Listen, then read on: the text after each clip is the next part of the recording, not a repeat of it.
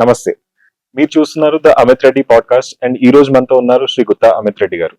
నమస్తే అండి. నమస్తే. ఈ రోజు మనం ఆయనతో మాట్లాడి తెలుసుకోవాలనుకుంటున్న అంశం ఆయన విజయ డైరీకి చైర్మన్‌గా బాధ్యతలు స్వీకరించిన నాటి నుంచి ఈ రోజు దాకా అసలు ఎలాంటి ప్రగతి సాధించారు. ఎట్ ద సేమ్ టైమ్ ఆయన విజయ డైరీ కోసం తీసుకొస్తున్న విజన్ ఏంటి? ఆయన విజయ డైరీని మార్చడానికి అండ్ దాన్ని ఇంకా ముందుకు తీసుకెళ్ళడానికి తెలంగాణకి ఒక గర్వకారకంగా మార్చడానికి ఆయన విజన్ ఏంటిదో తెలుసుకోవాలని మనం ఈ ఇంటర్వ్యూ చేస్తాం. నమస్తే అండి. మీరు విజయ డైరీ చైర్మన్ గా బాధ్యతలు చేపట్టిన నాటికి ఉన్న విజయ అసలు పరిస్థితి ఏంటి? And at the same time ఈ రోజు మీరు కొన్ని నెలలు ఆల్మోస్ట్ లైక్ 4 months 5 months ఆ బాధ్యతలు చేపట్టినాక టైం అయింది. సో ఈ రోజు ఉన్న పరిస్థితి ఏంటి విజయ డైరీ దానికి ఏం చెప్తారు? అంటే ఒకటి మటుకు ఏంటంటే అసలు రైతుల సమస్యలు కానీ లేకపోతే వాళ్ళకున్న ఇష్యూస్ గురించి ఒక 5 మాసాలు మునుపు ఎవరు ఫోన్ చేసినా అని కూడా సరే రైతాంగానికి సంబంధించిన సమస్యలు వినేదాని గురించి కానీ వాటికి ఏమన్నా పరిష్కారాలు కనుగొనేదానికి కానీ ఎవరు కూడా లేనటువంటి పరిస్థితి నుంచి మొదలు పెడితే ఈరోజు ఏ ఒక్క రైతు పాడి రైతు రాష్ట్రంలోంచి ఏ ప్రాంతం నుంచి ఫోన్ చేసినా కూడా సరే ఇక్కడ వాళ్ళ మనిషిగా ఇక్కడ నేను వాళ్ళకి అందుబాటులో ఉండుకుంటూ వాళ్ళ సమస్యకు పరిష్కారాలు పరిమితులకు లోబడి ఇంతవరకు నా చేతిలో అధికారం కానీ నా చేతిలో పరిమితులకు లోబడి ఏవైతే మనం చేయగలుగుతామో అన్ని పనులను కూడా వాళ్ళు ఒక చిన్న ఫోన్ కాల్ చేసినా కూడా సరే వాళ్ళకి అందుబాటులో ఉండుకుంటూ ఒకవేళ ఆఫీస్కి వచ్చినా వాళ్ళకి ఖచ్చితంగా వీలుంటే వాళ్ళకి భోజనం పెట్టి ఎటువంటి సమస్యలు ఉన్నాను కూడా సరే పరిష్కరించే ప్రయత్నం మటుకు నేను నా సైడ్ నుంచి సిన్సియర్గా చేస్తున్నాను. అయితే డైరీకి సంబంధించినంత వరకు డైరీ ఇండస్ట్రీ ఏదైతే ఉందో ఈ డైరీ ఇండస్ట్రీకి ఉన్నటువంటి సమస్యలు పరిష్కారం కావాలంటే కొద్దిగా సమయం పడుతుంది. ఎప్పటికప్పుడు ఏ చిన్న సమస్య ఉన్నా మా ప్రభుత్వ దృష్టికి తీసుకెళ్ళి నేను కానీ ఫెడరేషన్కి సంబంధించిన ఎండి చంద్రశేఖర్ రెడ్డి గారు కానీ ముఖ్యమంత్రి రేవంత్ రెడ్డి గారి దృష్టికి తీసుకుపోవడం సమస్యకు పరిష్కారాలు కనుగొనేదానికి ప్రయత్నం చేస్తూ ఉన్నాం. ఎందుకంటే ముఖ్యంగా నేను నోటీస్ చేస్తున్న సమస్య ఏంటంటే రైతులకు సంబంధించినంత వరకు బకాయిలు ఏవైతే ఉన్నాయో నేను ఛార్జ్ తీసుకునే రోజున కల్లా అప్పటికు సుమారు ఒక 5 cycles to 6 cycles పేమెంట్స్ రైతులకు బకాయి పడున్నాం. అట్లాంటి సిచ్యువేషన్ నుంచి మొదలు పెట్టుకుంటే మేము ఒక 2 cycles వరకు మొత్తం కాకపోయినా బకాయిలు కొద్ది మొత్తంలో బకాయిలు తీర్చేదానికి ప్రయత్నం చేశాం. ఒక 2 cycles కూడా తీర్చడం జరిగింది. ఈ సైకిల్స్కి సంబంధించిన పేమెంట్స్ కూడా క్లియర్ చేసేదానికి మాకు ప్రభుత్వం నుంచి రేవంత్ రెడ్డి గారి సహకారం ఉండబట్టి మేము పోయి రిక్వెస్ట్ చేయగానే ఒక 100 కోట్లు రిలీజ్ చేస్తానని చెప్పి చరిత్రలో ఇప్పటివరకు విజయ డైరీకి ఎవ్వరు కూడా ఏ రాష్ట్ర ప్రభుత్వం కానీ ఏ ముఖ్యమంత్రి కానీ ఇప్పటివరకు 100 కోట్లు రిలీజ్ చేసే పరిస్థితి ఇప్పటివరకు రాలేదు. అట్లాంటిది మేము పోయి కోరగానే రైతులకు సంబంధించిన శ్రేయస్సును దృష్టిలో పెట్టుకొని రేవంత్ రెడ్డి గారు మాకు ఒక ఇమీడియట్ రిలీఫ్ కింద ఒక 50 కోట్లు ఇవ్వడం జరిగింది. దాంతో మేము ఒక 2 cyclesకి సంబంధించిన పేమెంట్స్ క్లియర్ చేయగలిగినాం. మేము నోటీస్ చేసిన ఇంకో ఇంపార్టెంట్ సమస్య ఏంటంటే మాకు రైతులకు చాలా మంచి ధర ఇస్తున్నందువల్ల భారతదేశంలోకెల్లా హయ్యెస్ట్ పెయిడ్ ప్రైస్ ఏదైతే ఉందో మేము ఆవు పాలకి ధర చెల్లిస్తూ ఉన్నాం. దీనివల్ల మా అవసరానికి మించి పాలు వస్తూ ఉన్నాయి. దాంతో మాకు ప్రతిరోజు సుమారు 1,00,000 నుంచి 1,40,000 లీటర్ల వరకు మిగులు పాలు మిగిలిపోతూ ఉన్నాయి. ఈ సమస్యను కూడా ముఖ్యమంత్రికి తీసుకుపోగానే ఆయన అంగన్వాడీ సెంటర్స్ త్రూ ప్రతిరోజు ఒక 50,000 లీటర్ల టెట్రాప్యాక్ మిల్క్ కొనే విధంగా ఆయన ఒక అరేంజ్మెంట్ చేయడం జరిగింది.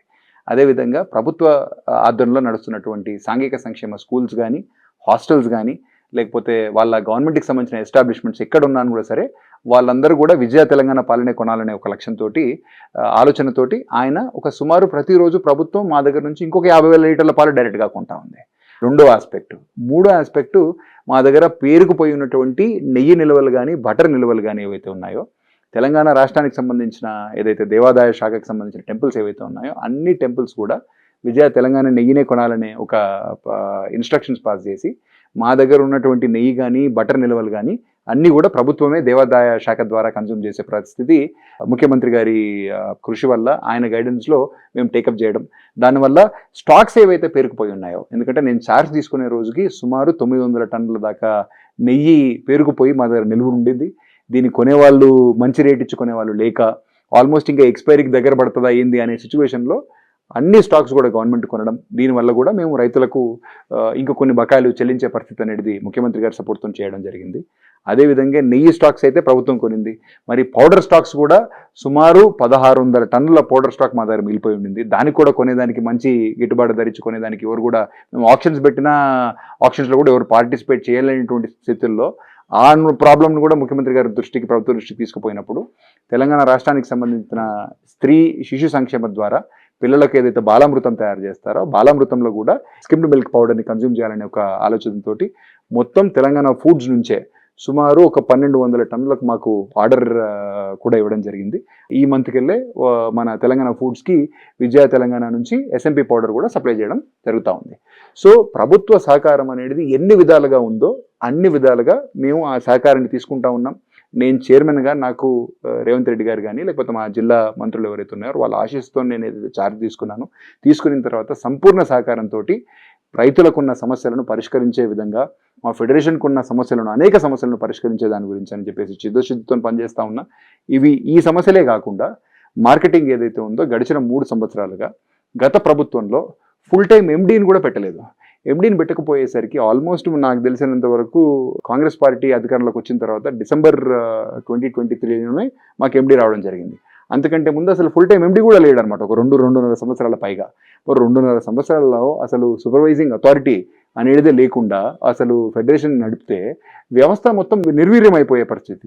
ఇట్లాంటి పరిస్థితులలో కాంగ్రెస్ పార్టీ వచ్చిన తర్వాత చైర్మన్గా నన్ను MDగా IAS ఆఫీసర్స్ని నియమించి ఈ డైరీని రివైవ్ చేయాలనే ఆలోచనతోటి పనిచేస్తూ ఉన్నాము.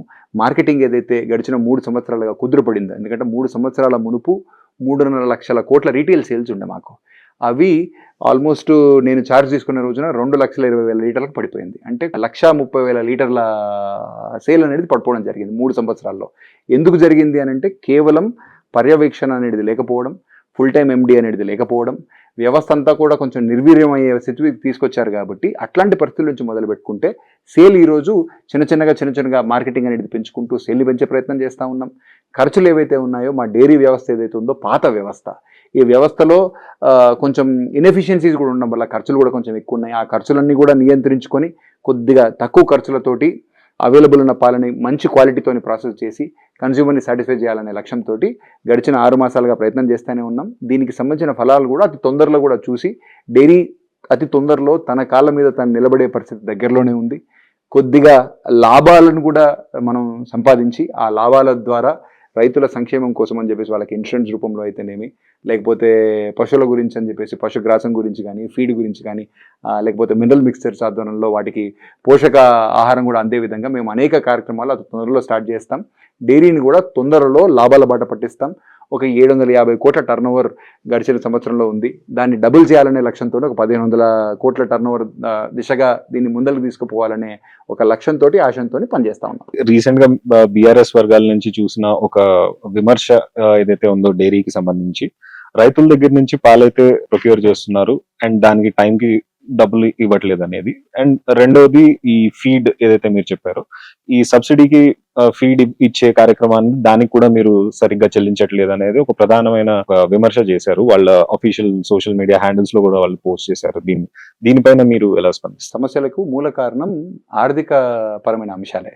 ఎందుకంటే ఇందాక నేను చెప్పినట్టుగా నేను ఛార్జ్ తీసుకునే కంటే ముందే, అంటే గడిచిన 20 మాసాలుగా 2023వ సంవత్సరం ఫిబ్రవరి మాసం నుంచి మొదలు పెట్టుకుంటే తెలంగాణ ఫెడరేషన్ అనేది ప్రతి నెల సుమారు 10 కోట్ల రూపాయల నష్టం చవిచూస్తూ ఉంది. నష్టానికి మూల కారణం ఏంటి అంటే మార్కెట్లో పాల సేకరణ తక్కువ ఉన్నప్పుడు రేటు పెంచాలా, పాల సేకరణ తక్కువ ఉన్నప్పుడు రేటు పెంచి సేకరణ ఎక్కువ వస్తున్నప్పుడు రేట్ని కొంచెం మనం రేషనలైజ్ చేయవలసిన అవసరం ఉంది. అట్లాంటి పరిస్థితులలో గత ప్రభుత్వం సరఫరా పెరిగిన తర్వాత కూడా రేట్ని రేషనలైజ్ చేయాలనే నిర్ణయం తీసుకోకపోయేసరికి మనము అత్యధిక ధర పెట్టి రైతుల దగ్గర నుంచి పాల్గొంటా ఉన్నాము. మార్కెట్లో మటుకు కాంపిటీటర్స్కి తగ్గట్టుగా మనం అమ్మాల్సి వస్తుంది. మధ్యలో ప్రాసెసింగ్ ఖర్చులు కూడా మీరు పెట్టుకుంటే ప్రతి నెల మేము ఒక 10 కోట్ల రూపాయల నష్టాన్ని మేము బేర్ చేయవలసిన పరిస్థితి ఫెడరేషన్కి వచ్చింది. అంటే మీరు ఆలోచన చేయండి, 18 నుంచి 20 నెలల్లో సుమారు 200 కోట్లకు పైచిలుకు నష్టాలను తెలంగాణ ఫెడరేషన్ తన భుజ స్కంధాల మీద వేసుకుందనమాట. ఈ ఆర్థికపరమైన అంశాల వల్ల మనము రైతులకు లేకపోతే కాంట్రాక్టర్స్కి, కొంతమంది సప్లయర్స్కి అక్కడక్కడ మేము బకాయిలు పడ్డ విషయం మటుకు వాస్తవం. రైతులందరికీ కూడా నేను చేతులు జోడించి వాళ్ళని నమస్కరించాలి. ఎందుకంటే ఎటువంటి గడ్డి స్థితిలో పేమెంట్స్ కూడా ఇవ్వలేని స్థితులలో కూడా మా రైతులు మాతో పాటు చేదోడు వాదోడుగా ఉంటూ ఫెడరేషన్కి సంబంధించిన సమస్యలన్నీ కూడా వాళ్ళు అర్థం చేసుకుంటూ పెద్ద మనసుతోటి మాతో పాటు కలిసి ఉన్నందుకు వాళ్ళందరినీ కూడా నేను ప్రత్యేకంగా అభినందిస్తున్నా. అతి తొందరలో మీ సమస్యలు అన్నీ కూడా పరిష్కరించేదానికి చిత్తశుద్ధితో నేను పనిచేస్తూ ఉన్నా. తొందరలో బకాయిలు ఏవైతే ఉన్నాయో వాటన్నిటిని కూడా చిత్తశుద్ధితో మేము ఫుల్ఫిల్ చేస్తూ ఉంటాం. అయితే ఆర్థికమైన అంశాల ఇబ్బందులు ఏవైతే మన ఫెడరేషన్ మీద ఉన్నాయో వాటి వల్ల బకాయిలు పెరగకపోవడం, అదేవిధంగా ఫీడ్ ఏదైతే ఉందో సబ్సిడీ, ఫీడ్ని మనం తయారు చేస్తూ ఉన్నాం కానీ సబ్సిడీకి అంటే మనకు అయ్యే ఖర్చు కంటే తక్కువ రేటుకి రైతులకు ఇవ్వాలంటే ఆ భారం మన మీద పడుతుంది. ఆల్రెడీ నష్టపోతున్నప్పుడు అడిషనల్గా ఇంకొక భారం తీసుకునే సిచ్యువేషన్లో ఫెడరేషన్ లేదు కాబట్టి ఫీడ్ కూడా అవసరానికి సరిపడా క్వాంటిటీ అనేది ఇవ్వలేకపోవడం వల్ల కొన్ని సమస్యలు అక్కడ కూడా ఉత్పన్నమయ్యాయి. కాకపోతే అయినా కూడా సరే ప్రతి నెల సుమారు 500 నుంచి 600 టన్నుల వరకు ప్రొడక్షన్ చేస్తూ ఉన్నాం. ఆ ఫీడ్ కూడా రైతులకు ఇవ్వడం జరుగుతూ ఉంది. కాకపోతే ఎంతైతే మంచిగా ఇవ్వాలో అంత మంచిగా మటుకు ఇవ్వలేకపోతున్నాం. ఆర్థికపరమైన ఇబ్బందుల నుంచి కోతురు అవుతున్నాం. సో ఈ ఆర్థికపరమైన ఇబ్బందుల గురించి మీరు ప్రస్తావించారు. And at the same time market లో ఇతర కాంపిటీటర్స్ కంటే కూడా మీరు ధర ఎక్కువ చెల్లించి పాలు సేకరిస్తున్నారనే అంశం మీద మీరు చెప్పారు. అండ్ రీసెంట్ గా మాకు వచ్చిన సమాచారం బేసిక్ గా మీరు నల్గొండలో ఒక మీటింగ్ పెట్టి రైతులతో కూడా మాట్లాడి వాళ్ళతో ఒక పాజిటివ్ అవుట్కమ్ వచ్చింది. ఈ ప్రైస్ హైదరాబాద్ లోనే హెడ్ ఆఫీస్ లో జరిగింది, నల్గొండ కాదు. ఆ అంశం మీద అసలు ఏం చర్చ జరిగింది అండ్ ఈ ప్రైసింగ్ విషయంలో మీరు వాళ్ళతో చేసిన చర్చ ఏంటి? And at the same time రైతుల దగ్గర నుంచి మీకు ఎలాంటి స్పందన వచ్చింది? అండ్ దాంట్లో ఏమైనా పాజిటివ్ అంశాలని మనం చూడొచ్చా? అండ్ మీరు చెప్పినట్టుగా ఈ టర్న్ ఓవర్ ని డబుల్ చేసే దిశగా మీరు ఎలాంటి స్టెప్స్ తీసుకున్నారు? ఇందాక మీరు చెప్తున్నట్టుగా రైతులకు సంబంధించిన సమస్యలు మనము అనేక మంది రైతులు ఎప్పటికప్పుడు నాకు ఫోన్ల రూపేణా కానీ నన్ను కలవడం ద్వారా కానీ వాళ్ళ సమస్యలు నా నోటీస్కి తీసుకురావడం జరుగుతూ ఉంది. కాకపోతే ముఖ్యమైన సమస్య పెండింగ్ బిల్లుల చెల్లింపు టైంలో జరగలేదు అనేది ఒక ముఖ్యమైన సమస్య. ఈ సమస్య ఉందనే విషయం 100% మేము యాక్సెప్ట్ చేయాల్సిందే. అయితే రైతులకున్న సమస్య వాళ్ళ మధ్యలోనే చర్చకు పెట్టి, ఎందుకంటే federation Telangana dairy development cooperative federation పాడి పరిశ్రమ అభివృద్ధి సంస్థ ఏదైతే ఉందో, తెలంగాణ విజయ ఏదైతే ఉందో, ఇది రైతులకు సంబంధించిన ఆస్తి, ఇది రైతులకు సంబంధించిన సంస్థ. ప్రతి ఒక్క రైతు ఈ సంస్థలో ఒక వాటాదారు. మరి మన సంస్థ ఒకవేళ ఆర్థికపరమైన అంశాల వల్ల నష్టాలను ఎదుర్కొంటున్నప్పుడు ఎందుకు ఎదుర్కొంటుంది ఏంటి అనేది ప్రతి రైతుకు కూడా తెలుసుకునే హక్కు వాళ్ళకు ఉంటుంది. కాబట్టి రైతులు, రైతు సంఘాల నాయకులు, వివిధ జిల్లాల యూనియన్కి సంబంధించిన అధ్యక్షులు, మెంబర్స్ అందరినీ కూడా పిలిపించి తెలంగాణ ఫెడరేషన్కి సంబంధించిన హెడ్ ఆఫీస్లోనే ఒక మీటింగ్ పెట్టి వాళ్ళకున్న సమస్యలు ఫస్ట్ విని, ఆ సమస్యలు అనేక సమస్యలు మీరు ఇందాక చెప్పినట్టు ఫీడ్ సబ్సిడైజ్డ్ ఏదైతే రేట్స్ మీద ఫీడ్ ఇవ్వాలో అది సరిపడా ఫీడ్ రావట్లేదని చెప్పి పశువులకు సంబంధించినంత వరకు ఇన్సూరెన్స్ స్కీమ్ ఉండే, ఆ ఇన్సూరెన్స్ స్కీమ్ ఎందుకు ఇవ్వడం లేదని, పాల బకాయిల గురించి కానీ అనేక సమస్యలు వాళ్ళు మా నోటీస్ తీసుకురావడం జరిగింది. ఆ సమస్యలన్నింటినీ కూడా నోట్ చేసుకోవడం జరిగింది. ఎట్ ది సేమ్ టైం ఈ సమస్యకు సంబంధించిన పరిష్కారాలు ఏ విధంగా చేస్తే బాగుంటుంది అనేది కూడా అదొక చర్చాగోష్ఠి అనమాట. కూర్చొని వాళ్ళతో మాట్లాడి ఫెడరేషన్ కూడా ఒకవేళ ఇబ్బందులు పడతా ఉంటే ఎందుకు ఇబ్బంది పడతా ఉంది, ఈ సమస్యకు మూల కారణాలు ఏంటి, ఆర్థికమైన అంశాలు ఎట్లా మనం ఫెడరేషన్ కుంగదీస్తూ ఉన్నాయి, ఎట్లయితే మనకు ఎందుకు మార్కెటింగ్ అనేది కొద్దిగా లోపంగా ఉంది, మన సేల్ గడిచిన 3 సంవత్సరాలుగా ఎందుకు పడిపోతూ ఉంది, సేల్ పడిపోవడానికి కారణాలు ఏంటి, ఏం చేస్తే సేల్ పెంచుకునే దానికి అవకాశం ఉంది. అదేవిధంగా డైరీకి సంబంధించిన వ్యవస్థ ఏదైతే ఉందో 1965 నుంచి మొదలు పెడితే 1975 మధ్యలో ఎస్టాబ్లిష్ అయిందనమాట. అంటే డైరీకి సంబంధించిన వ్యవస్థ ఏదైతే ఉందో పాతబడ్డదనమాట. జిల్లాలో ఉన్నటువంటి డైరీలు కానీ, చిల్లింగ్ సెంటర్లు కానీ, లేకపోతే హైదరాబాద్లో ఉన్న మా హెడ్ ఆఫీస్లో ఉన్న ఎంపీఎఫ్ ఫ్యాక్టరీ కానీ అన్నీ కూడా ఒక 55 నుంచి 60 సంవత్సరాల పాతవన్నమాట. మరి ఇట్లాంటి వాటిని మనం మోడర్నైజ్ చేయాలంటే ఎట్లా? అదేవిధంగా మెగా డైరీ ఏదైతే రావిర్యాల దగ్గర కొత్త డైరీ ఏదైతే ఉందో దాంట్లో ట్రయల్ రన్స్ కంప్లీట్ అయినాయి, ఫుల్ రిడక్షన్కి పోతా ఉన్నాము. దాంట్లో మనకు వస్తున్న లాభాలు ఏంటి, ఇట్లాంటి అనేక అంశాలన్నీ కూడా రైతుల ముందు పెట్టి చర్చోపచర్చలు చేసిన తర్వాత కొన్ని ముఖ్యమైన తీర్మానాలు అనుకొని రైతుల సమక్షంలోనే వాళ్ళకి చెల్లిస్తున్న రేట్ల గురించి, పాల బకాయిల గురించి, వాళ్ళ డిమాండ్ల గురించి, చేయాల్సిన పనులు, చేయబోయే పనులు, ఏ విధమైన నిర్ణయాలు తీసుకుంటే డైరీ తన కాళ్ళ మీద తను నిలబడి ప్రభుత్వము మనల్ని ఒకసారి ఆదుకుంటుంది. ప్రతిరోజు ఆదుకోవాలంటే ప్రభుత్వానికి కూడా ఇబ్బందులు, పరిమితులు ఉంటాయి. కాబట్టి ప్రభుత్వం మీద ఆదుకునే పరిస్థితి ఆర్ ప్రభుత్వం మనను ఆదుకోవాల్సిన పరిస్థితి నుంచి బయటపడి మన సొంత కాళ్ళ మీద ఫెడరేషన్ నిలబడి ₹2 సంపాదించి రైతుల శ్రేయస్సు గురించి ఎట్లా ఖర్చు పెట్టాలనే పరిస్థితి రావాలంటే ఏం చేయాలా అనే ఆలోచనలన్నీ కూడా క్రోడీకరించి కొన్ని ముఖ్యమైన తీర్మానాలు అనుకొని ఆ ముఖ్యమైన తీర్మానాలను కూడా నేను రాష్ట్ర ప్రభుత్వ దృష్టికి, ముఖ్యమంత్రి గారి దృష్టికి కూడా తీసుకుపోయి కొన్ని ఇంపార్టెంట్ నిర్ణయాలు తీసుకునేది ఉంది. కాబట్టి ఆ నిర్ణయాలు తీసుకునేదానికి ఒక సన్నాహక సమావేశంగా, అదేవిధంగా పాడి రైతులు అందరితో కూడా ఒక ఆత్మీయ వాతావరణంలో అందరం కూడా కలివిడిగా వాళ్ళకున్న ఆలోచనలు కానీ, వాళ్ళకున్న ఇబ్బందులు కానీ మేము తెలుసుకోవడం, ఫెడరేషన్ కానీ మా ఎంప్లాయీస్ కానీ మా ఆలోచనలు, మాకున్న ఇబ్బందులు వాళ్ళకు కూడా తెలియజేయడం, అందరం కూడా ఒక మంచి వాతావరణంలో ఒక చర్చాగోష్ఠి జరిగింది. కొన్ని ఇంపార్టెంట్ తీర్మానాలు, ఎందుకంటే ముఖ్యంగా ఏదో ఇబ్బందులు ఉన్నాయి కాబట్టి ఎటువంటి గొడవ కానీ లేకపోతే ఎటువంటి చిన్న ఇన్సిడెంట్ లేకుండా రైతుల సంఘాల నుంచి వచ్చిన నాయకులందరూ కూడా మేము చేసిన తీర్మానాన్ని యాక్సెప్ట్ చేసి అందరూ కూడా సంతకాలు చేసి ఆ తీర్మానాన్ని ముఖ్యమంత్రి దృష్టికి తీసుకుపోవడం జరిగింది. భవిష్యత్తులో ప్రభుత్వం ద్వారా మనకి ఇంకేం సహాయ సహకారాలు కావాలో అవి కూడా కోరడం జరుగుతూ ఉంది. ప్రభుత్వం నుంచి ఆ నిర్ణయాలు రాగానే భవిష్యత్తు ఇంకా మంచిగా ఉంటుందనే ఒక మంచి వాతావరణంలో మటుకు సమావేశం జరిగింది.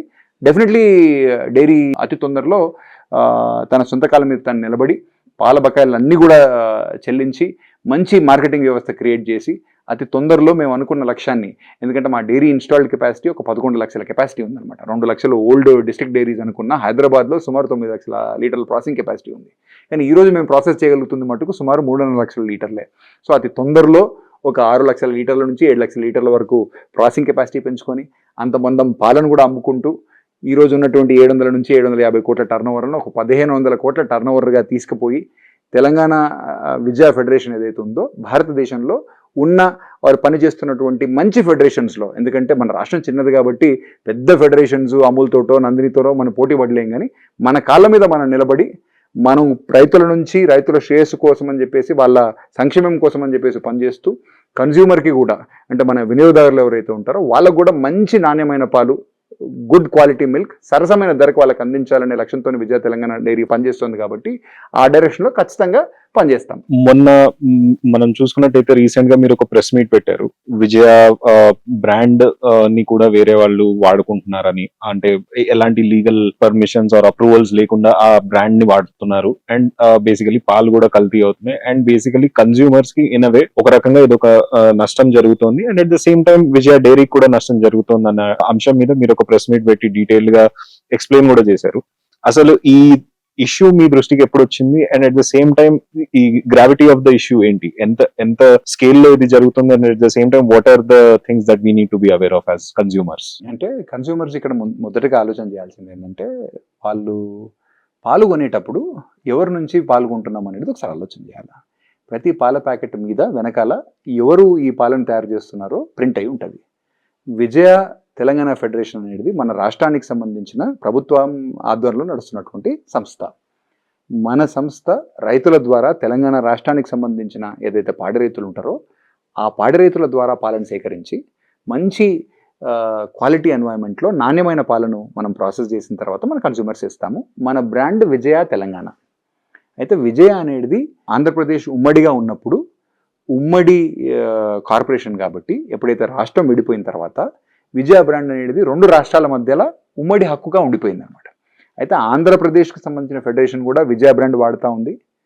తెలంగాణ మటుకు తెలంగాణ రాష్ట్రం, అందులో తెలంగాణ పాడి పరిశ్రమ అభివృద్ధి సంస్థ సెపరేట్ అయిపోయిన తర్వాత, సెపరేట్ రాష్ట్రంలో విడిపోయిన తర్వాత విజయ తెలంగాణగా మారి విజయ బ్రాండ్ మటుకు జాయింట్ హక్కు కిందనే ఉండిపోయి మేము విజయ తెలంగాణగా మా పాలను కానీ పాల ఉత్పత్తులను కానీ మార్కెట్ చేస్తూ ఉన్నాం.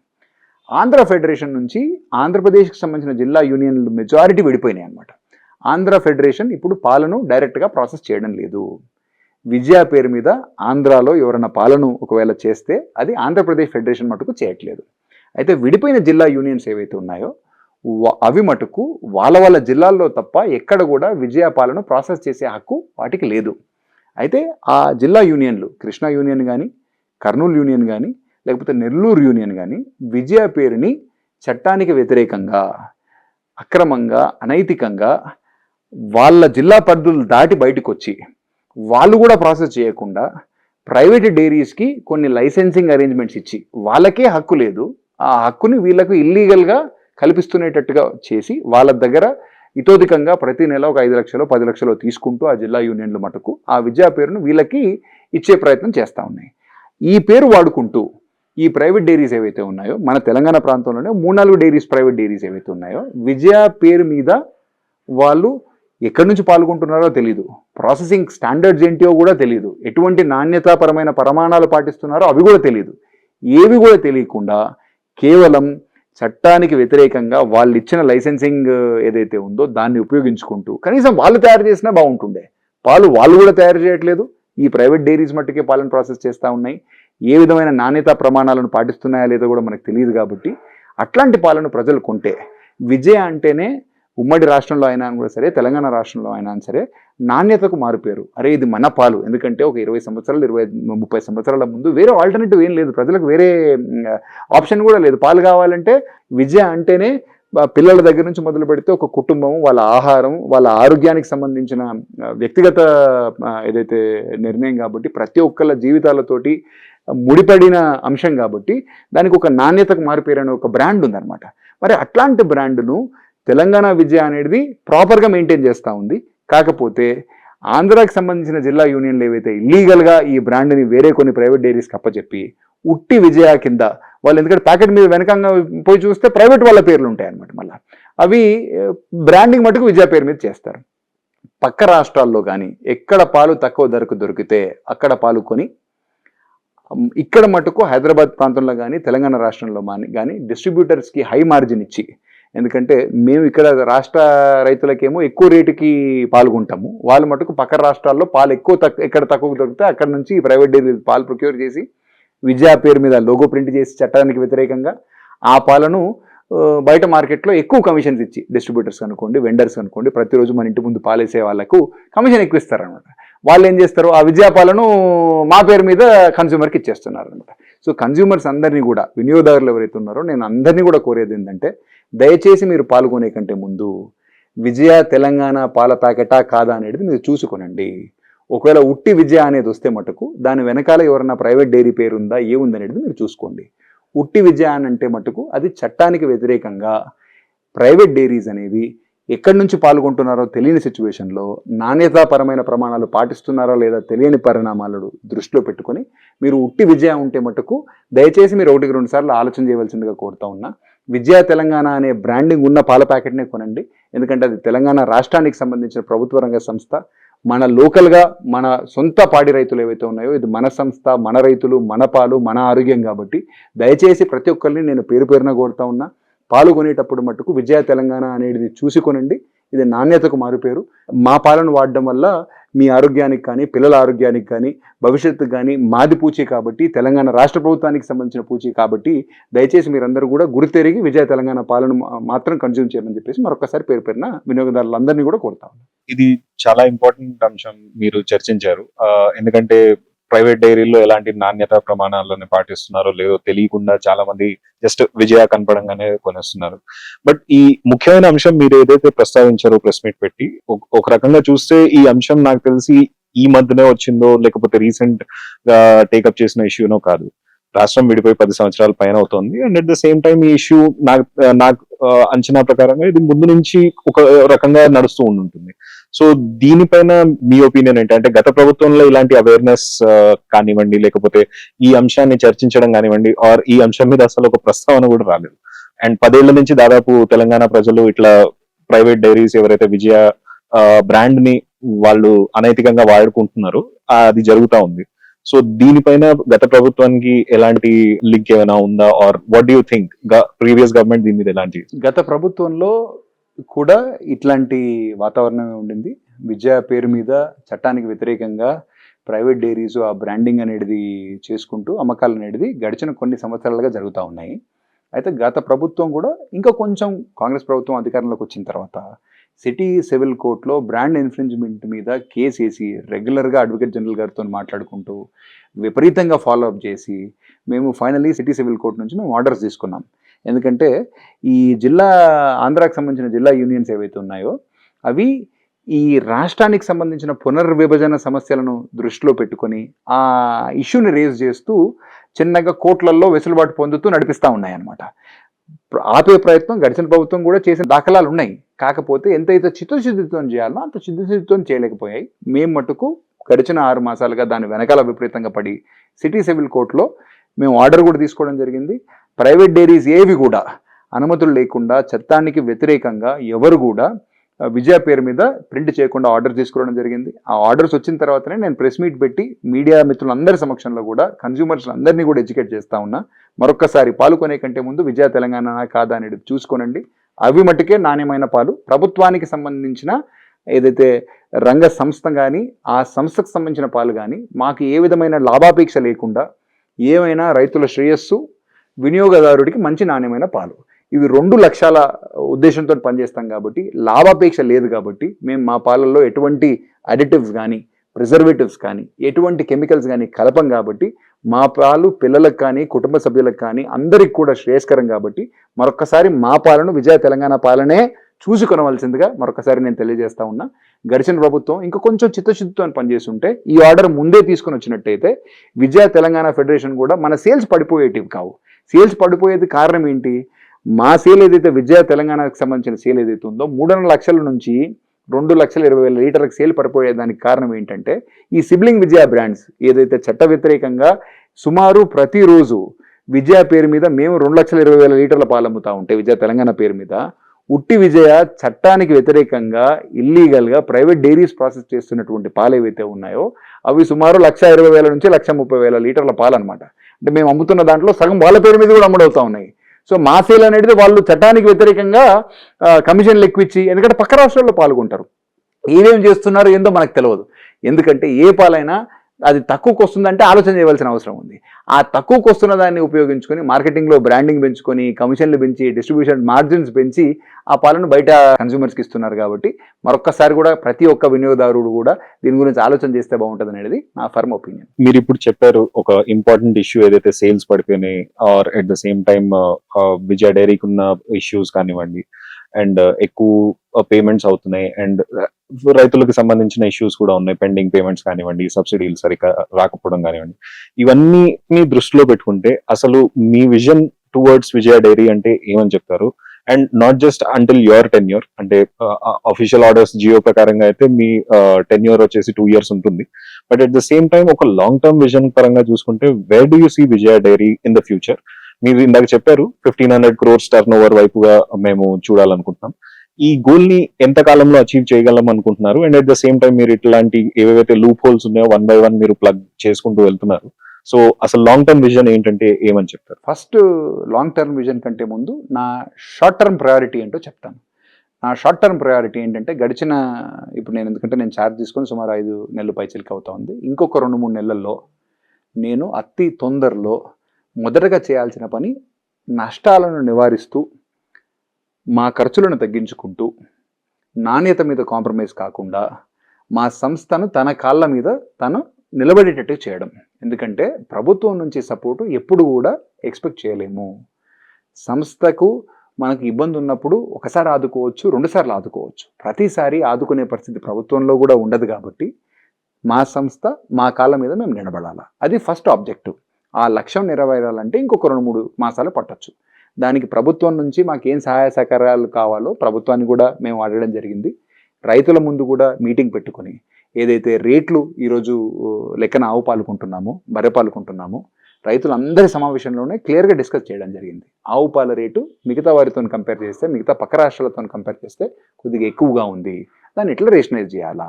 ఆ రేట్ల లెక్కన కొంటే సంస్థ నష్టాలు మూట కట్టుకుంటా ఉంది. మరి ఏం చేస్తే బాగుంటుంది అనేది రైతుల సమక్షంలోనే చర్చించడం జరిగింది. బర్రెపాల మట్టుకు రేట్ ఇంకా కొంచెం పెంచవలసిన అవసరం ఉందనేది కూడా గుర్తించడం, ఆ విషయం కూడా రైతులతో చర్చించడం జరిగింది. ఆవు పాలను రేటు ఏదైతే ఉందో ఏం చేస్తే బాగుంటుంది, బర్రెపాల రేట్ని ఏ విధంగా పెంచాలి అనే ఒక ఆలోచనలు రైతులతో చేయడం జరిగింది. వాళ్ళు పంచుకున్న విషయాలు ఏవైతే ఉన్నాయో ప్రభుత్వ దృష్టికి తీసుకుపోవడం జరిగింది. అతి తొందరలో దాని గురించి నిర్ణయాలు తీసుకొని సంస్థను మొదటి ప్రాధాన్యతగా తన కాలం మీద తనను నిలబెట్టే సిచ్యువేషన్లో మొదటి ప్రాధాన్యత.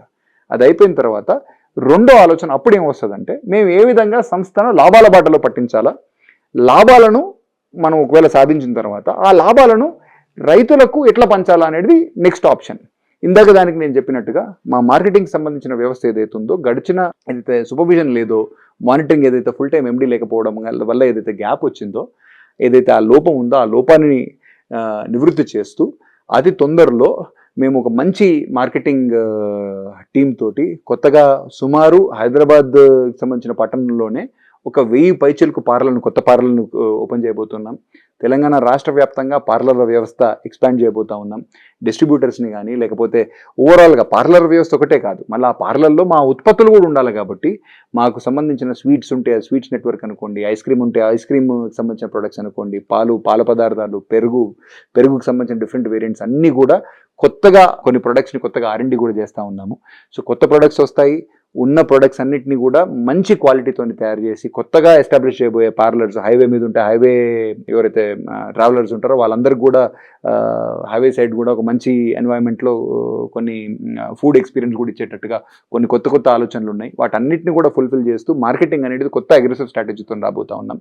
మార్కెటింగ్తో పాటు మా వ్యవస్థలో ఉన్నటువంటి లోపాలు కానీ లేకపోతే ఏవైతే ఖర్చులు ఉన్నాయో వాటిని తగ్గించుకునే దానికి ప్రయత్నం చేయబోతా ఉన్నాం. కొత్త డైరీకి షిఫ్ట్ అవ్వబోతా ఉన్నాం. ఎందుకంటే ట్రయల్ రన్స్ కంప్లీట్ అయిపోయాయి. కొత్త డైరీలో ఫుల్ ప్రొడక్షన్లోకి నాకు తెలిసి ఇంకొక 1 monthలో వెళ్ళబోతున్నాం. కొత్త డైరీలకు పోగానే మా ఎఫిషియన్సీ, మా ఖర్చులు కూడా తగ్గేదానికి ఆస్కారం ఉంటుంది. అక్కడికి పోగానే పాత డైరీని కూడా మళ్ళీ ఎట్లా మోడర్నైజ్ చేయాలో చూస్తాం. కొత్త డైరీ ఫుల్ కెపాసిటీలో నడిచి పాత డైరీని కూడా కొంచెం మోడర్నైజ్ చేసిన తర్వాత సుమారు మా దగ్గర హైదరాబాద్లో 8 లక్షల నుంచి 9 లక్షల లీటర్ల ప్రాసెసింగ్ కెపాసిటీ వచ్చేస్తుంది. ఈరోజు మేము అమ్మగలుగుతున్నది సుమారు 3.5 లక్షల లీటర్ల వరకే. 2.2 lakh లీటర్స్ దగ్గర రీటైల్ సేల్, 50,000 లీటర్స్ అంగన్వాడీకి టెట్రా ప్యాక్ మిల్క్, ఇంకో 50,000 దాకా ఇన్స్టిట్యూషనల్ సేల్స్, ఇంకా కొన్ని milk product sales. 3.5 lakh litres ఏదైతే మా సేల్ ఉందో ఆ 3.5 lakh లీటర్స్ నుంచి మేము అతి తొందరలో ఒక 6 లక్షల లీటర్ల వరకు సేల్ పెంచుకోవాలా, మా టర్నోవర్ 750 కోట్ల నుంచి 1,500 కోట్ల టర్నోవర్కి ఎట్లా పెంచుకోవాలనే దాని గురించి మేము ఒక ప్రణాళిక వేసుకుని ఆ ప్రణాళికబద్ధంగా పనిచేస్తూ ఉన్నాం. డెఫినెట్లీ డైరీ ఇండస్ట్రీలో ఫలితాలు రావాలన్నా కొంచెం టైం పడుతుంది.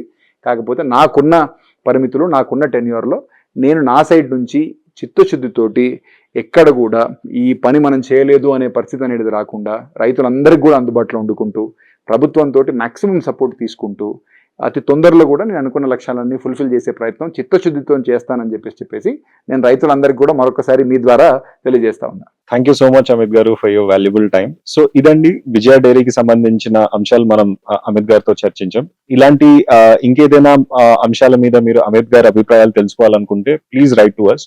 Thank you so much.